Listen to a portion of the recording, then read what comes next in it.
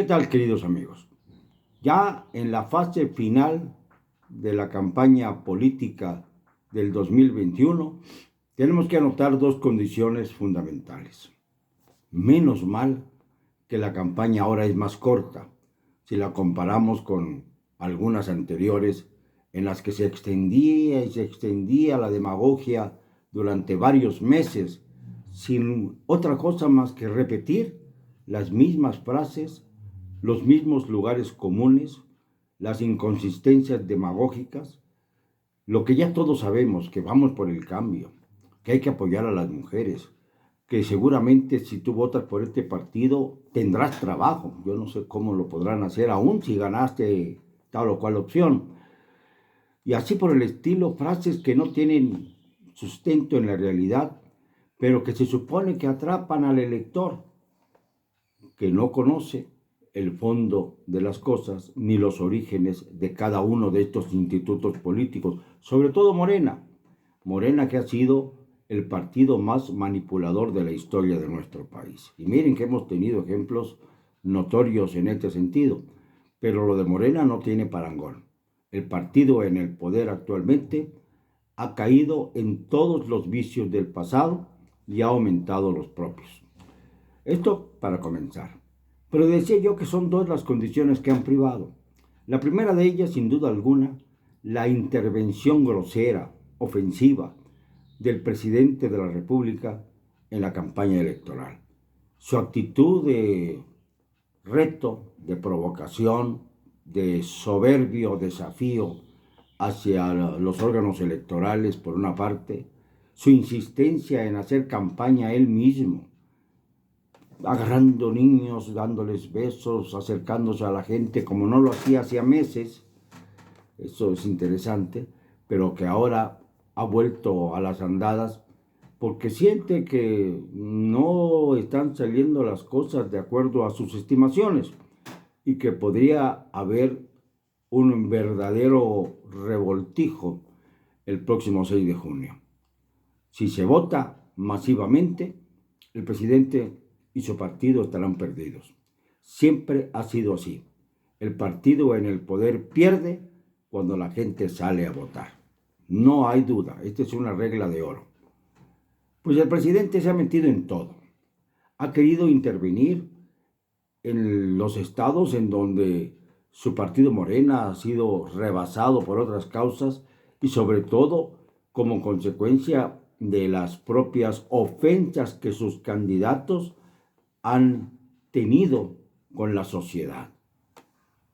Hay casos como el del violador de Guerrero, sustituido por su hija, el del nalgueador de Zacatecas, el de la secta diabólica sexual en Nuevo León, el inconmensurable exsecretario de Seguridad Pública que dejó el país en manos de los narcos y que eso es precisamente lo que apuesta para poder alcanzar la victoria en Sonora. Pues bien, la condición ha sido la intervención casi mafiosa del presidente de la República en el ejercicio de esta campaña electoral y sobre todo tememos que también quiera meterse a la misma jornada electoral del 6 de junio, tratando de impugnar lo que él crea que debe impugnarse por el solo hecho de ser contrarios los resultados a sus propias estimaciones o a sus deseos más frenéticos. Ya sabemos que López Obrador nunca se ha dado por satisfecho de una elección que no le haya sido satisfactoria, que no le haya sido favorable, para decirlo más claramente. Y por supuesto, en algunos casos ha tenido razón, no lo negamos, pero en otros no. Y sin embargo, no ha dejado de protestar cada vez que su causa pierde.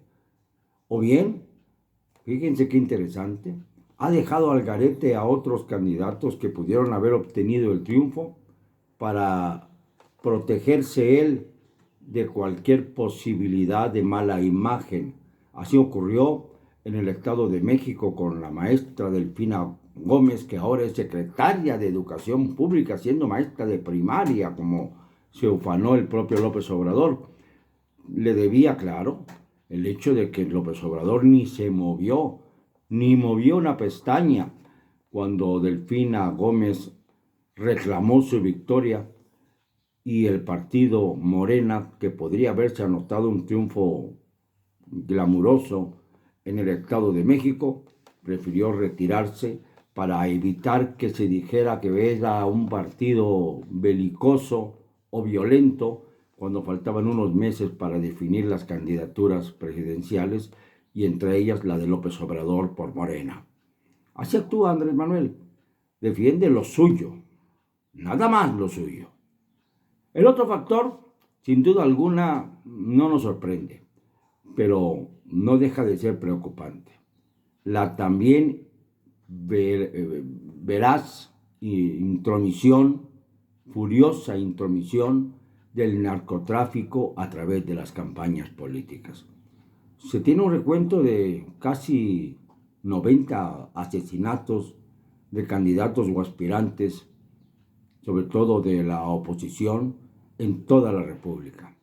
Pero además se tiene constancia de que en varios estados de la República, por ejemplo desde el sur del Estado de México hasta los estados de las costas, ha habido un verdadero chantaje del narcotráfico con los candidatos y que han bajado a muchos aspirantes quienes por temor han preferido retirarse de la contienda al no poder defenderse personal ni políticamente de los agravios formulados por los grandes sicarios de los grandes cárteles con dominio territorial, gracias, entre otras cosas, a que les dejó el paso libre el exsecretario de Seguridad Pública, Alfonso Durazo. Allá los sonorenses se atreven a votar por este funcionario tan verdaderamente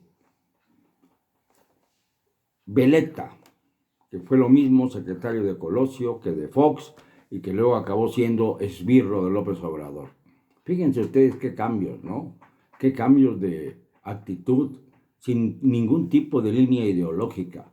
Solamente ahí va como becerrito detrás de la ubre. Pero lo peor es lo del narcotráfico. No puede tolerarse ya que sigan dándose casos como los que se están dando de candidatos que se retiran por miedo a ser vilipendiados, por miedo a ser ofendidos, por miedo a ser acribillados, incluso en sus propias casas, en donde han sido amenazados.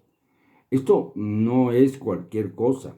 Debemos subrayar muy bien quiénes son aquellos candidatos que han gozado de los privilegios de la tranquilidad por sus arreglos soterrados con el narcotráfico. ¿Y cuáles son aquellos candidatos que han tenido que sufrir los embates de gobernadores, del propio presidente de la República y también de los sicarios del narcotráfico para que cesen en sus campañas políticas o francamente arriesguen el pellejo más allá de lo que pudiera esperarse? Hay muchos casos así. Recuérdese que esto comenzó a ser más visible desde el asesinato del médico Rogelio Torre Cantú, por ejemplo, en Tamaulipas, cuando fue asesinado unos días antes de la elección de gobernador, precisamente en Tamaulipas, y se dio su lugar a Egidio Torre Cantú, que fue el hermano que pronunció una especie de oración fúnebre en el sepelio de su hermano y que con ello ganó la candidatura faltando unos días para las elecciones y fue gobernador durante 6 años sin ser capaz siquiera de investigar el crimen cometido con su fraterno. Fue un acto de descastamiento extremo, un descastado, para decirlo de una vez, que por cierto este no ha sido perseguido, como lo han sido los anteriores gobernadores de Tamaulipas, Thomas Yarrington, Eugenio Hernández y por supuesto el caso actual del señor Francisco García Cabeza de Vaca en funciones, pero que está en la cuerda floja. Ahora ha logrado que se suspendan las acciones penales contra él momentáneamente, y esto le da cierto respiro. Ya hasta se atrevió a reaparecer en público. Pero son varios los gobernadores de Tamaulipas que no han podido eludir el fuelle de la justicia. Y no son pocos los casos que se ligan a estos gobernadores relacionados con el narcotráfico. Por eso Tamaulipas se convirtió en un narcoestado. Y por eso van en ese camino otros estados de la República, Sinaloa, por ejemplo, Nayarit, por ejemplo.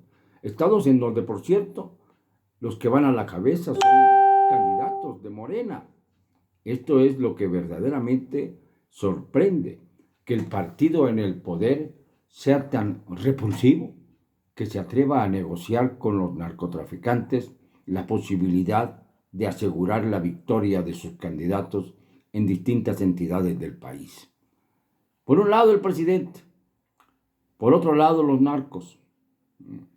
No queremos pensar que sean la misma cosa, por eso los ponemos a uno y a otro paralelamente, pero enfrente. No conjunto, no en conjunto, no es una coalición. Esperemos que no sea una alianza, pero las cosas así son. Por un lado, el presidente entrometido y por el otro lado, los capos ejecutores que han hecho de la campaña política de esta contienda electoral un verdadero festín de barbarie por todo el país. Y esto se extiende sobre todo en las 15 entidades que van a renovar gobernador y en donde las encuestas están como locas como son, mercenarias al servicio de quienes los contratan a sus empresas, a las empresas que realizan los sondeos y las encuestas famosas, que muchas veces sirven para desviar la atención de la ciudadanía y, lógicamente, favorecer al partido en el poder. Lo siento, no me van a callar, y lo digo y siempre, con cero cobardía.